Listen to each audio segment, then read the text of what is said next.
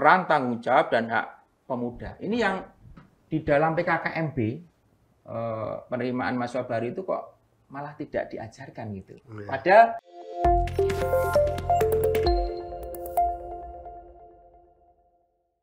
khusus begini, persoalan utama dari generasi muda itu adalah bagaimana dia mengetahui tentang ideologinya. Ini yang saya Sambil saya minum ya Pak Nur. Monggo, silahkan. Yang utama itu adalah bagaimana generasi muda itu untuk mengetahui tentang dasar negaranya. Ini yang tadi dikatakan di dalam undang-undang tentang kepemudaan, ya, itu dasarnya adalah Pancasila. Sehingga suka tidak suka sebenarnya membangun pemuda itu adalah dengan pendidikan Pancasila. Nah, untuk itu kita akan seperti apa sih pendidikan Pancasila itu, tujuan pendidikan Pancasila, kemudian pendidikan Pancasila yang pertama adalah mengetahui gitu ya. Iya. Mengetahui Pancasila itu yang baik, secara benar. Tidak ada klaim atas rumusan-rumusan Pancasila. Nah, di sini juga saya tahu ini coba di zoom ini bukunya Dr. Suprayogi ini cari di pasar sudah sulit ini. Ya. Cari di pasar sudah sulit. Ini sengaja hari ini kita ngobrol-ngobrol ringan-ringan dulu. Tetapi nanti pada seri-seri berikutnya akan kita kupas lebih lanjut. Ada yang memang buku-buku nah, ini buku-bukunya lama ini diantaranya. Nah, ini beberapa hal tentang pendidikan. Ya. Imam Barnadib. Imam Barnadib ini ada tokoh filsafat pendidikan. Ya. Ini dari Jogja ya. Kemudian ini ada buku Naskah Proklamasi. Naskah Proklamasi yang otentik. Yang otentik. Ya. Dan rumusan Pancasila yang otentik. Nah, ini akan kita pentingnya, perlunya. Kemudian ada tentang proses perumusan Pancasila sebagai dasar negara. Ya. Kemudian yang berikutnya ini untuk pemuda sekarang yang dulu ada pengklaiman terhadap ciri-ciri masyarakat Indonesia ini manusia Indonesia, manusia Indonesia. Pertanggungjawaban. Karena sekarang kaitannya manusia Pancasila itu yang kayak apa itu semestinya Mukhtar Lubis. Dari sini ya Pak ya? Iya. Nanti kan ada istilahnya untuk membentuk manusia Pancasila. Nah ini Mukhtar Lubis sudah menuliskan ini. Bagaimana sekarang membuat indikator manusia Pancasila di zaman sekarang. Kemudian ini ada nilai tentang Abu Bakar Busro. Ya, tentang nilai. Ini yang menjadi utama dari pemuda tadi itu untuk nilai. Kemudian lalu saya selalu membawa ini karena dosen Pancasila dan dosen Undang-Undang Dasar, karena tadi dasarnya itu kan Pancasila dan Undang-Undang Dasar, termasuk karena kita sebagai warga negara harus mengetahui Undang-Undang Kewarganegaraan, Undang-Undang Nomor 12 Tahun 2006. Yang berikutnya ini juga filsafat Pancasila. Ini bersama Pancasila selalu saya bawa karena ini tipis tapi menurut saya memberi gambaran secara makro yang cekaos luas. Ya. Ini dari UGM ya. Yang berikutnya kemudian itu dari tentang ketetapan MPR tahun 1998. Kenapa ini saya bawa? Ya. Ini karena ada banyak catatan, khususnya terkait dengan yang pertama adalah P4 yang dicabut, ya kan? Dicabut. Kenapa di dalam dicabut? Nanti kan secara khusus ya, khusus nanti. Ya, di dalam TAP nomor 18 ya. Nah, 1898 itu kan pencabutan TAP MPR nomor 2 penegasan penetapan Pancasila sebagai dasar negara. Lalu juga ada di TAP nomor 17-nya itu adalah terkait dengan hak asasi manusia. Yang di dalam undang-undang HAM kita ini ada hal yang kelihatannya diabaikan itu. Yaitu apa? Itu terkait dengan sejauh mana kita ini akan meratifikasi HAM-HAM, instrumen HAM-HAM yang baru. Nah, di dalam TAP itu tegas itu. Kita akan meratifikasi sepanjang tidak bertentangan dengan falsafah bangsa dan kebudayaan nasional dan bangsa. Maka sesungguhnya inti utama, pilar utama dari pendidikan untuk generasi muda itu adalah Pancasila itu. Kenapa? Ya dia sumber dari segala hal yang akan dijadikan sebagai pengembangan keilmuan. Oleh sebab itu kita akan masuk ke persoalan Pancasila ini yang dalam beberapa pandangan seringkali, misalnya di bukunya A.M.B. Pranarka, itu terjadi banyaknya tafsir tentang Pancasila. kemudian sumber-sumber Pancasila juga banyak. Ini sumber yang benar yang mana itu? Ya, yang pertama dalam pandangannya Dr. Suprayogi ini sumber Pancasila yang benar itu yang seperti apa? Nah, saya harus bertanya dulu pada Pak Iya. Nur dong. Iya. Ini Pancasila sebagai apa? Nah, ini. Ya, sebab kalau kita berbicara Pancasila sebagai dasar negara, itu kan terkait dengan sifat yuridis formalnya. Tegas kapan dimulainya, ada momen peresmiannya, kan begitu? Iya. Kalau lahir gimana, Pak? Nah, tapi kalau Pancasila sebagai pandangan hidup, tentu saja kan beda, karena bicara Pancasila pandangan hidup berarti bicara tentang nilai. Nilai itu sesuatu yang abstrak, tidak ada hubungannya dengan sifat peresmiannya. Jadi digunakannya nilai itu kan tidak melalui proses peresmian. Ya. Jadi kalau kita lihat di situ di pengembangan pelayanan kepemudaan itu untuk berdasar pada Pancasila, menjadi pertanyaan sebenarnya yang ada di benak pemuda tentang Pancasila itu apa? Itu harus didudukkan dulu. Pancasila ini mau didudukkan sebagai apa? Kalau dia menjadi pandangan hidup, tentu nanti apa bedanya dengan dasar negara? Bahkan konon dikatakan ideologi atau sebagai jati diri atau sebagai sumber dari segala sumber hukum negara. Atau juga dikatakan sebagai paradigma dalam setiap pengembangan keilmuan. Nah, ini seringkali Pancasila dilihat secara sederhana gitu aja, disimplifikasi, direduksi gitu. Padahal kalau kita mau bicara tentang Pancasila, keilmuan ke Pancasila kan sedang dikembangkan tuh, Pancasila sebagai sebuah keilmuan. Kalau kita mau bicara Pancasila itu, Pancasila yang kita pandang sebagai apa? Nah, sekarang sebagai dasar negara. Pandangan dari Dr. Suprayogi, Pancasila sebagai dasar negara itu seperti apa? Nah, ini. Bicara Pancasila sebagai dasar negara. Ya. Berarti kan harus jelas. Dasar negara, negara mana? Kan negara Republik Indonesia. Kalau berbicara tentang yang ditanyakan adalah kapan, tentu saja berarti jawabannya tentang waktu. Waktu, oke. Ya, waktu di situ setidaknya kan harus diklasifikasi. Waktu kapan disusunnya, waktu kapan diberlakukannya mulai. Kan begitu. Ditetapkannya, iya kan, ditetapkannya kan. Ya, itu dinyatakan berlaku kan. Nah, itu setidaknya harus dibicarakan. Kemudian kalau kemudian bertanya itu tadi waktu, terus bertanya yang mana barangnya, nah, tentu saja kan harus kita tunjukkan, yaitu terkait dengan rumusannya, kan begitu. Nah, itu kalau di dalam teorinya Aristoteles kan berarti harus dilihat dari kausanya. Sebab musababnya ya, kausa materialisnya, kausa formalisnya, ya kan gitu Pak Nur ya. Jadi saya kira harus itu memang dalami, ditelusuri secara akademis ya, secara jelas ya, begitu. Saya ingat mendapat salah satu bukunya Bu Endang Daruni Asti dari Filsafat UGM ya, Prof. Endang Daruni Asti itu kan itu untuk mendapatkan pemahaman tentang Pancasila maka bisa dimulai sederhana dengan menjawab ya pertanyaan-pertanyaan tentang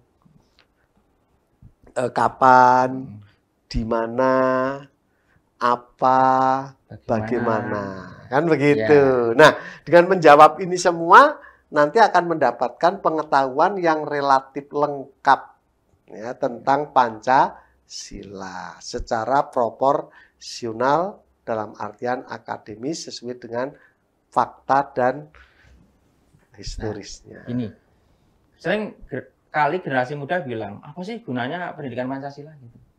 Itu gimana? Ya, sangat penting sekali Pak Nur ya. pendidikan Pancasila itu tentu saja sangat penting sekali. Kenapa saya katakan penting?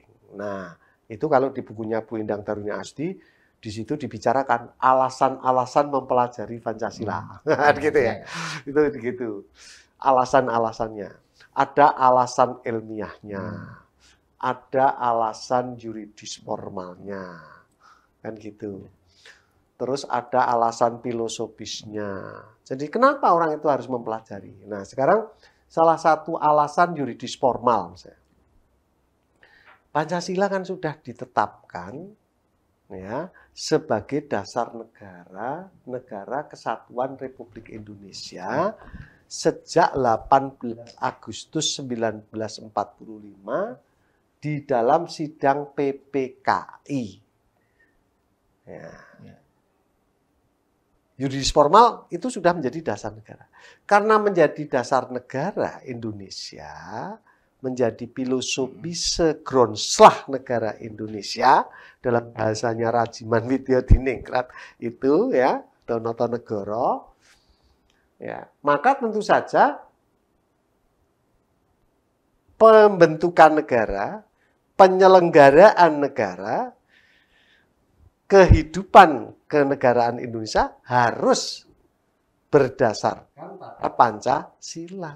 Harus sesuai dengan apa yang diajarkan ditentukan di dalam Pancasila.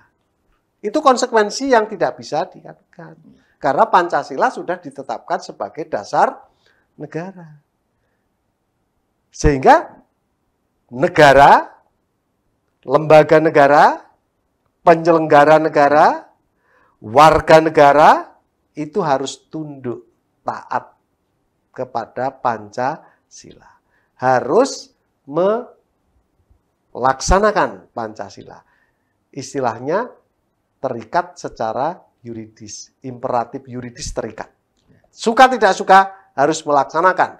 Nah, karena harus melaksanakan, kan gitu, maka tentu saja Pancasila ini haruslah diajarkan. Nah, kan gitu. Ya ini mulai masuk ini, Pak. Harus Pancasila diajarkan. Pertanyaannya, Pancasila yang mana? Nah, gitu. Karena sering sebentar sekali sedikit saya ingin kan kenapa kok mesti harus diajarkan? Karena tadi negara, penyelenggara negara, lembaga negara, warga negara, pemerintah ya, itu semua terikat dengan Pancasila, harus melaksanakan Pancasila.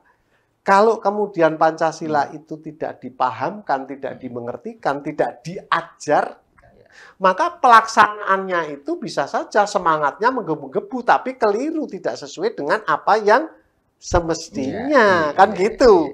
Itulah makanya mesti harus diajarkan. Dan tidak menjadi jaminan generasi muda mesti tahu Pancasila. Nah, yang konsekuensi berikut, kalau itu tidak diajarkan, pengetahuan itu kan pengetahuan yang tidak datang dengan sendirinya, tetapi itu hasil kesepakatan bersama yang ada di luar diri setiap manusia ini. Oleh karena itu ya perlu diajarkan. Wong Amerika aja negara yang begitu hebat juga ada pendidikan ideologi Amerika kok. Ada civic education sebagai suatu Americanization, mengamerikakan bangsa Amerika. Maka Indonesia ya harus ada proses mengindonesiakan bangsa Indonesia, yaitu proses Indonesianization. Yaitu menjadikan apa? Warga negara Indonesia semuanya, terutama apalagi generasi muda, itu harus paham terhadap Pancasila. Oleh karena itu ya harus diajarkan. Nah, kalau diajarkan kan ada materinya itu. Oh iya. Materi ini yang mana gitu yang mau diajarkan, mengingat dari waktu ke waktu misalkan dari bukunya A.M.Y. Pranarka itu ada masanya Pancasila itu disetel semau-maunya oleh penafsir gitu. Sehingga ada kecenderungan kalau orang mau berkuasa kan ada semacam kayak apa itu ya, pepatah kalau ingin berkuasa, kuasailah alat untuk memaksa. Salah satunya untuk pembenarannya itu adalah ideologi. Maka untuk bisa memaksa yang seolah-olah sah itu kuasailah ideologi, maksudnya dengan tafsirnya begitu. Nah, tentu sebagai kalangan akademisi dalam melihat materi Pancasila bisa jadi berbeda dengan apa yang diyakini ya atau yang dikembangkan oleh lembaga di luar akademik, bisa jadi gitu. Karena kita melihat kalau lembaga-lembaga di luar akademik itu yang berdirinya mungkin baru kemarin-kemarin ya. Kalau di perguruan tinggi kan ada studinya, ada jurusannya. Nah sekarang bagaimana terkait dengan materi tadi? Karena bisa jadi tafsiran mana yang Pancasila itu mau dipakai. Apakah tafsiran dari Orde Lama? Apakah dari Orde Baru sampai kemudian orang trauma dengan Pancasila, ataukah yang sekarang Pancasila yang kita kenal sekarang yang tadinya mau dijadikan sebagai rancangan undang-undang haluan ideologi Pancasila itu. Nah ini kan menunjukkan bahwa tiap-tiap masa sebenarnya seperti rezim gitu punya kepentingan untuk menafsirkan Pancasila. Sesuai kepentingannya ya. Pandangannya dari Dr. Suprayogi seperti apa? Kenapa tiap-tiap periode ini punya tafsiran-tafsiran yang dikhawatirkan di dalam Sumpah Pemuda ini nanti atau pemuda-pemuda ini nanti pun juga punya tafsiran lain lagi sehingga Pancasila sebagai standar kehidupan bersama itu ternyata mengalami perubahan-perubahan gitu. Bagaimana ini pandangannya terhadap perubahan itu? Pancasila kalau itu dianggap sebagai barang, kan barangnya satu sebenarnya. Rumusannya maksudnya ya. Iya kan artinya barangnya kan satu. Iya. Ya. Ini kita sedang bicara konteks Pancasila sebagai dasar negara loh ya. Kan barangnya jelas. Wujud yang mana? Itu rumusan ya. Wujud yang bisa dilihat. Iya, itu kan rumusannya kan. Rumusan. Itu kan jelas. Yang mana, di mana, bagaimana rumusannya. Itu kan jelas. Nah, kita mulai dulu rumusannya di mana ini? Iya kan? Pancasila di mana? Nah, kalau bicara rumusannya itu adalah di mana, tentu saja saya akan bertanya dulu kepada Pak Nur Rohmat. Ya. Coba Pak Nur Rohmat sebutkan Pancasila itu yang mana? Sebutkan Pancasila. Pancasila yang mana? Gitu ya? Enggak, artinya Pancasila. Ya. Bapak sebutkan. Oh, maksudnya Pancasila satu, ketuhanan yang Maha Esa, dua, kemanusiaan yang adil dan beradab gitu. Oke, seterusnya ya. Seterusnya ya sampai 5 ya. Sampai 5. Oke. Gitu. Saya berikutnya tanya pada Pak Nur. Rumusan seperti itu terdapat di mana, Pak? Rumusan itu apakah ada dalam rumusannya Muhammad Yamin? Apakah ada dalam rumusannya Soekarno? Apakah ada dalam rumusannya Piagam Jakarta? Nampaknya bukan ya. Itu ada di pembukaan UUD 45 alinea ke-4. Kan di belakang kata kemudian daripada itu dan seterusnya dengan berada. Nah, di belakang itulah kan Pancasila.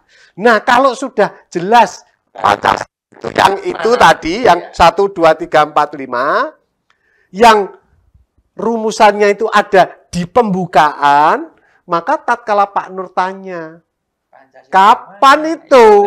Ya tentu saja, ya sejak pembukaan tempat di mana rumusan Pancasila itu terdapat, disahkan, ditetapkan, ya saat itulah berarti Pancasila itu mulai berlaku. Kalau diibaratkan, ditetapkannya atau mulai berlaku itu sebagai awal kelahiran, ya berarti ya lahirnya ya ditetapkan itu lahir pertama kali sebagai dasar negara. Jadi ingat ya, antara usulan tentang dasar negara dengan Pancasila yang sudah ditetapkan sebagai dasar negara. Saya kira ini sudah cukup menjawab apa yang dimaksud hari lahir Pancasila. Kami nggak akan bicara lebih dengan bahasa bahasa inklusif gitu ya. Sudah bisa diartikan. Oleh karena itu saya selalu menganjurkan ya kepada mahasiswa saya. Mahasiswa itu tatkala dia tanya, Pak, Pancasila itu yang mana? Saya akan selalu tanya, coba Anda paham kan sebagai warga negara Pancasila? Paham Pak? Kalau kamu paham, coba kamu sebutkan Pancasila. Saya mesti selalu mulai dari itu. Setelah dia menyebutkan, kemudian saya tuntun. Rumusan itu yang kamu sebutkan itu terdapat di mana? Di dalam pembukaan alinea keempat, Pak. Jadi kamu sudah tahu ya, itu Pancasila, 5 sila. 5 sila ada di pembukaan. Nah, saya lalu bertanya, sejak kapan itu dinyatakan, ditetapkan, disahkan, diresmikan sebagai pembukaan itu? Sejak 18 Agustus 45, Pak. Oleh siapa PPKI? Ya sejak saat itulah berarti Pancasila dimulai sebagai dasar negara. Karena itu adalah sejak awal dimulainya, berarti dalam bahasa lain, ya itulah kelahirannya rumusan dasar negara Pancasila. Jelas? Itu yang dimaksud bagi generasi muda itu ketika sedang menjalankan pendidikan, terutama tadi pasal 6 undang-undang tentang kepemudaan tadi itu salah satunya kritis. Jadi ciri pemuda itu adalah kritis. Dr. Suprayogi sudah mengajarkan kepada kita bagaimana untuk mengkritisi terhadap polemik tentang Pancasila. Ya, dengan metode coba Pancasila yang Anda ketahui itu yang mana, sebutkan, kemudian dilacak itu ada di mana, kemudian dilacak lagi kapannya. Itu sebagai sebuah metode itu tadi mengajarkan tentang kritis. Nah, sekarang kita bicara masih tentang pemuda kaitannya dengan dan sedikit Pak Nur. Dan pendapat saya yang seperti itu yang pertama, untuk memberikan pemahaman kepada calon guru. Yang kedua, saat rame waktu itu mereaksi terhadap usulan rancangan undang-undang haluan negara, maka semua waktu itu tegas, semua pejabat akhirnya juga kembali. Cara berpikirnya kan seperti cara berpikir yang saya kemukakan tadi, sekalipun dengan bahasa yang sedikit berbeda-beda, termasuk Menko Polhukam Profesor Dr. Mahfud MD yang tegas juga mengatakan bahwa Pancasila sebagai dasar negara yang rumusannya ada di pembukaan, ya lahirnya ya 18 Agustus. Dan itu semua mengatakan seperti itu. Jadi kenapa kita mesti ragu, kan gitu ya? Itu. Jadi gini ya, kelihatannya muter-muter dari awal tadi mau apa toh? Ya memang kita harus hati-hati ya, karena pendidikan itu kan sifatnya harus edukatif. Tapi satu catatannya dari refleksi tentang Sumpah Pemuda ini, kita bisa untuk melacak secara kritis bagaimana kaitannya dengan rumusan-rumusan opini-opini yang berkembang di media dan di masyarakat tentang Pancasila ya. Sekarang sudah dengan cara itu sudah diberikan dengan cara cerdas, khasnya Dr. Suprayogi itu menanyakan balik dan orang akhirnya oh begitu ya mudah. Oke, yang berikutnya di dalam ini ya, di dalam undang-undang tentang kepemudaan itu ada azas, memang di sini banyak. Kalau dulu kita mengenal asas tunggal Pancasila, tapi kita tidak sedang membicarakan asas tunggal Pancasila itu, tapi kepemudaan dibangun berdasarkan asas ketuhanan yang Maha Esa, kemanusiaan, kebangsaan, kebinekaan, demokratis, keadilan, partisipatif, kebersamaan, kesetaraan, dan kemandirian. Untuk soal ini saya kira para pemuda sudah bisa memahami itu. Nah, yang kemudian menjadi satu titik itu adalah fungsi terkait dengan pelayanan kepemudaan. Jadi yang pertama itu melaksanakan penyadaran pemberdayaan. Jadi ini yang sekarang ini siapa sih yang akan bertugas untuk melakukan penyadaran kepemudaan? Kalau di dalam perguruan tinggi jelas berarti harus ada apa itu kurikulumnya, apakah itu mata kuliah, apakah itu mata kuliah yang tertulis atau mata kuliah yang hanya cukup dihiddenkan. Menurut pandangan Dr. Suprayogi terkait dengan pemuda ini, terkait dengan jurusan misalnya PKN atau ilmu politik, apakah memang sebaiknya Indonesia itu harus punya mata kuliah yang bicara tentang pemuda, maksudnya gitu? Ini untuk ini karena ada undang-undangnya, betapa banyak sering kita bicara pemuda, tetapi di di lembaga pendidikan formal mata kuliahnya apa sih gitu loh Mas.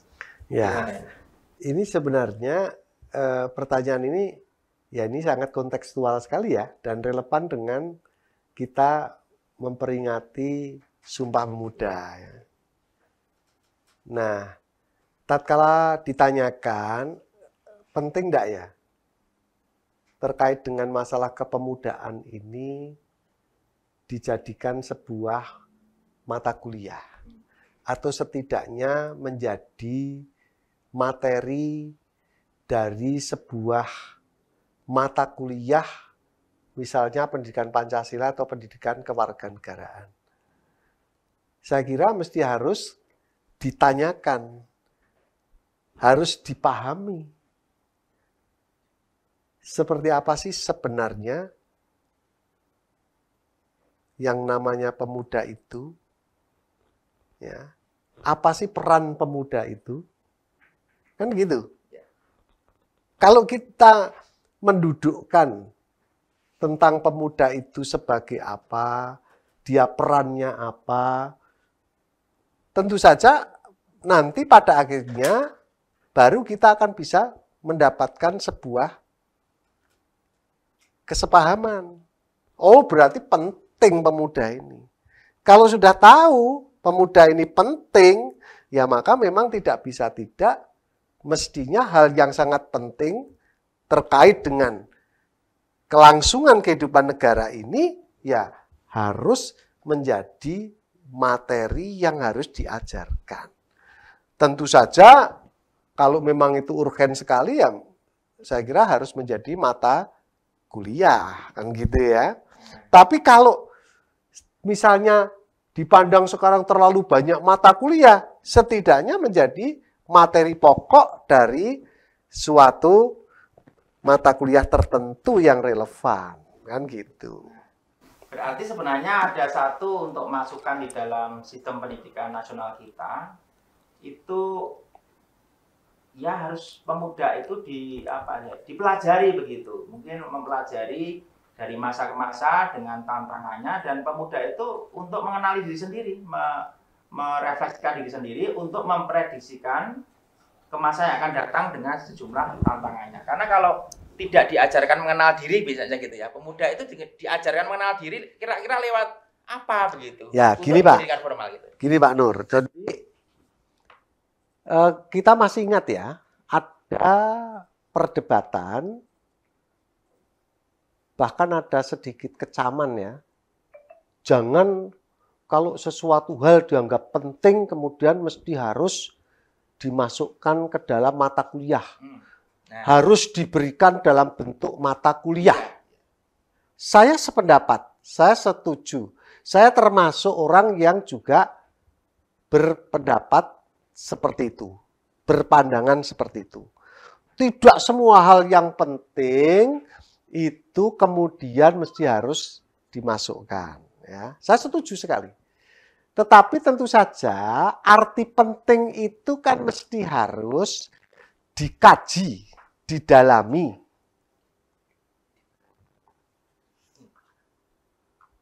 Ya, sambil dibenarkan nggak apa-apa, langsung dilanjut. Ya, jadi arti penting itu kan harus dikaji, didalami. Sejauh mana arti pentingnya? Dan penting itu penting dalam konteks apa? Ini kan dalam konteks kelangsungan kehidupan bangsa dan negara. Tentu saja urgen sekali kan? Penting sekali. Oleh karena itu memang mestinya menjadi salah satu materi setidaknya. Ya.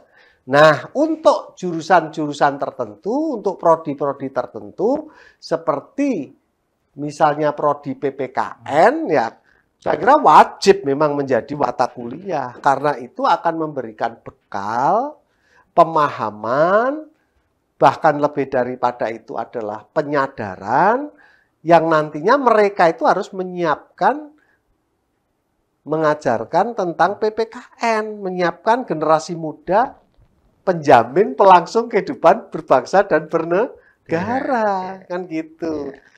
betapa ya menyedihkannya, bahasanya ironis lah, kalau mahasiswa PPKN, prodi PPKN sebagai calon guru PPKN atau guru PKN, atau sekarang guru pendidikan Pancasila, itu tidak mendapatkan materi yang memadai tentang pendidikan generasi muda.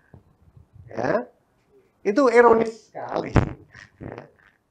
Jadi bekal apa yang nanti akan dia bisa untuk membenahi generasi muda Indonesia harapan bangsa yang diharapkan nasionalis patriotik itu, kalau dia tidak memahami tentang materi pendidikan generasi muda. Nah, ini undang-undang tentang kepemudaan ini semestinya gitu ya, usulannya gitu ya, semestinya itu menjadi bahan untuk penerimaan mahasiswa baru itu.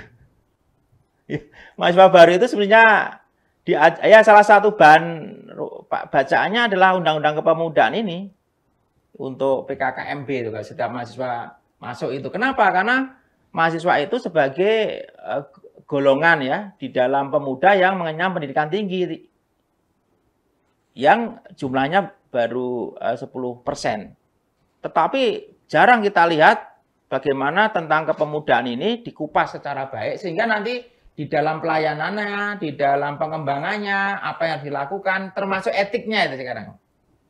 Titik sasar kita itu kan membentuk adab, titik etis. Karena dikatakan ya di dalam peran di sini ya sebenarnya cukup bagus undang-undang yang sudah ditetapkan ini, tetapi pemaknaannya nih, Dr. Suprayogi. Sebagai contoh, kalau kaitannya dengan peran pemuda. Ini kita lihat di pasalnya di bab 5 ya.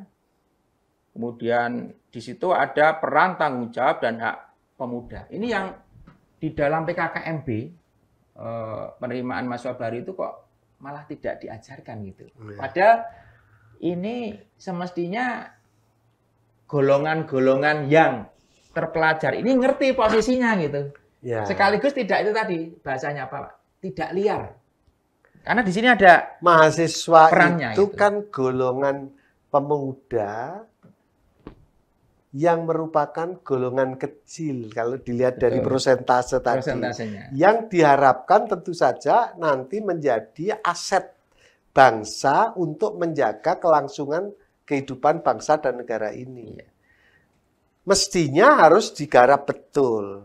Digarap dalam arti dibekali pengetahuan tentang kepemudaan tadi, termasuk dari perspektif sejarah. Sebab dari perspektif sejarah kan lahirnya negara Indonesia ini kan penopang utamanya, motivatornya gitu ya, pemuda. Pelakunya itu adalah pemuda. Ya. Pelakunya adalah pemuda. Lah bagaimana kalau generasi inti ini ya, yang kecil ini, yang terpelajar, yang diharapkan nanti itu menjadi kecil tapi menjadi penggerak, kok dia tidak punya pengetahuan tentang kepemudaan, tentang dirinya itu. Tentang dirinya. Catatan ya. Dari padahal pemuda sekali lagi aset kekayaan. Iya. Nah, jadi ini, jangan hanya jadi slogan. Nah, gitu ya. Iya, Mas. Oh, udah itu ya. Ya, jadi ini bincang-bincang awal kita ya tentang ngobrol-ngobrol. Nah, ini masih ada lanjutannya kok. Kita masih santai-santai dulu, kita awali dari buka-buka HP terkait dengan pemuda dan sebagainya. Tapi nanti masih di seri berikutnya, ini sebagai pemantik saja. Karena ini media sosial, ya nanti kita tayangkan di media sosial, tentu sarannya nanti silahkan, oh Pak jangan begini, jangan begitu. Kita terima itu sebagai bagian dari demokratisasi. Ini sebagai bagian awal, yang jelas rekomendasinya itu sudah ada ini. Apa itu? Ya semestinya kalau dalam perguruan tinggi itu ada bagian-bagian yang membahas tentang pemuda itu sendiri. Itu. Kapan? Tidak mungkin tentang undang-undang tentang kepemudaan itu diserahkan kepada organisasi-organisasi pemuda saja. Tapi di kampus harus itu. Setidaknya rekomendasinya itu kalau PKKMB itu membahas tentang pemuda itu sendiri untuk menyadari bahwa dia hanya bagian dari sekian persen. Ya, Dia harus memiliki tanggung jawab seperti ini, fungsi moral. Nah, ini setuju saya. Saya bacakan ya ini pemuda berperan aktif sebagai kekuatan moral itu yang sering diklaim oleh para mahasiswa begitu dan itu bagus. Kemudian kontrol sosial. Jadi kalau sudah kontrol sosial ketika mengadakan demonstrasi gitu ya, asal nanti itu Pak sesuai dengan peraturan perundang-undangan tidak melawan hukum kan bagian dari demokrasi itu. Kemudian agen perubahan dalam segala aspek pembangunan nasional. Nah, ini undang-undang ini yang semestinya menjadi bagian utama selain untuk mengenal bagaimana perguruan tinggi itu dengan kepemudaan itu. Kemudian di sini peran aktif pemuda sebagai kekuatan moral diwujudkan dengan menumbuhkan aspek etik dan moralitas dalam bertindak pada setiap dimensi kehidupan kepemudaan. Nah, ini saja sebagai penutup untuk tahap awal ini. Ya. Bagaimana Bapak Dr. Suprayogi memberikan semacam nasihat atau pendidikan etiknya itu karena di era sekarang aturan etik dengan yang dulu juga berbeda, mulai dari bicaranya, ketika ada bahasa WA-nya, ketika berpakaian dan lain sebagainya yang ini justru sebenarnya kalau di dalam PKKMB itu harusnya dibahas secara khusus itu tadi etika guru, dosen, mahasiswa itu yang malah porsinya menjadi kecil ya. Interaksi dalam kehidupan kampus. Kampus itu yang utama ya, etika interaksi kehidupan kampus itu yang jarang dibedah itu. Sehingga yang terjadi apa? Kita prihatin dalam sistem pendidikan, apalagi kita dulu IKIP gitu ya. Ini kok ada murid yang kemudian dikatakan berani sama gurunya. Itu bagaimana sih sebenarnya fenomena itu? Apakah melunturnya tentang LPTK, Lembaga Pendidikan Tenaga Pendidikan, lunturnya tentang kependidikan, atau ya kalau dicari salahnya itu apakah di dalam kurikulumnya atau di dalam banyak hal gitu. Nah ini terkait yang seperti jelas ini, sebagai penutup ini. Ya, yang jelas menurut saya begini ya. Sebagaimana yang tadi saya kemukakan, memang kalau ini masalah kepemudaan itu jadikan mata kuliah lalu menjadi mata kuliah wajib untuk semua program studi dan jurusan kelihatannya menjadi kurang pas ya. Kurang pas. Karena apa? Karena banyak masalah juga yang dianggap penting-penting. Dalam kurikulum ya, kan? Masing-masing. Artinya untuk dijadikan kurikulum saya kira kurang pas. Oleh karena itu untuk jurusan prodi tertentu misalnya seperti PPKN itu memang saya kira itu menjadi mata kuliah wajib itu adalah memang sesuatu yang imperatif. Tetapi untuk mahasiswa secara keseluruhan, di mana mahasiswa itu tadi menjadi sebagian kecil dari pemuda Indonesia yang terpelajar, yang diharapkan nantinya itu akan menjadi sumber penggerak, agen perubahan, ya, itu bisa kemudian memahami betul bagaimana dia itu mesti harus bersikap, berpikir, dan bertingkah laku ya dalam konteks kehidupan bernegara ini, ya setidaknya mereka itu saat mau masuk itu harus dikenalkan betul. Sebab sebagaimana pepatah kan, tak kenal maka tak sayang. Lah kalau dirinya itu tidak mengenal dirinya sendiri, bagaimana dia akan bisa menyayangi dirinya dalam arti menempatkan dirinya secara tepat. Kan gitu. Nah itu kalau menurut saya, oleh karena itu ya memang saya kira harus itu ya harus diberikan sehingga nantinya pemuda dalam hal ini adalah mahasiswa itu sadar diri karena dia tahu siapa dirinya itu dari sejak awal pembentukan negara ini, proses pembentukan negara ini sampai dengan bagaimana negara ini berlangsung itu kan pemuda lah yang akan menentukan. Oleh karena itu dia wajib diberitahu itu. Dengan tahu harapannya apa? Tahu diri menjadi dia sadar diri.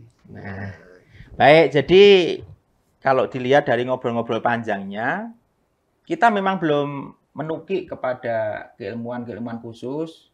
Masih banyak yang perlu kita ungkap dari apa yang selama ini Dr. Suprayogi punyai gitu ya, juga kompetensinya, juga pandangannya gitu, masih banyak sekali. Tapi di awal ini dalam rangka menyambut Sumpah Pemuda, dari bincang-bincang tadi itu ada rekomendasinya. Rekomendasinya sederhana buat Universitas Negeri Semarang khususnya.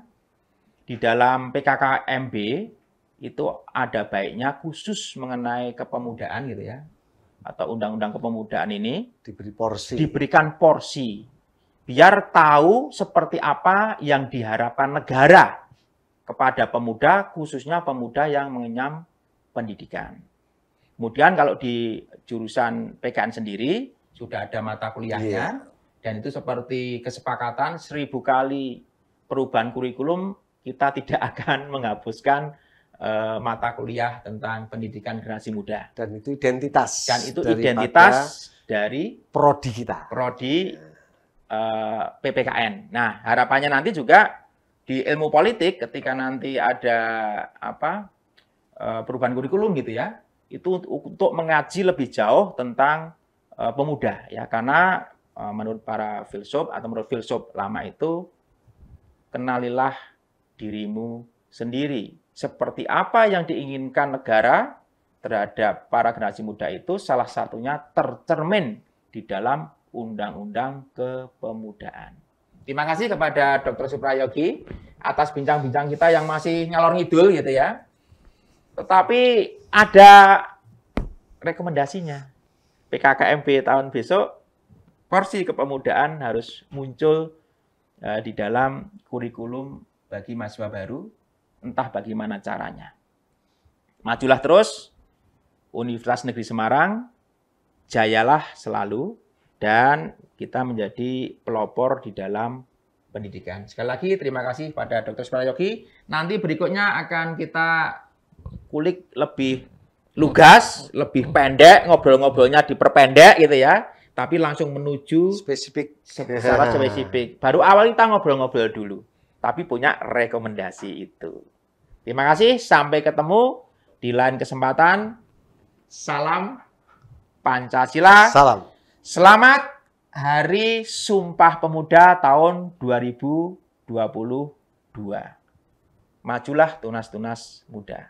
Akhirul kalam, wassalamualaikum warahmatullahi wabarakatuh. Waalaikumsalam warahmatullahi wabarakatuh.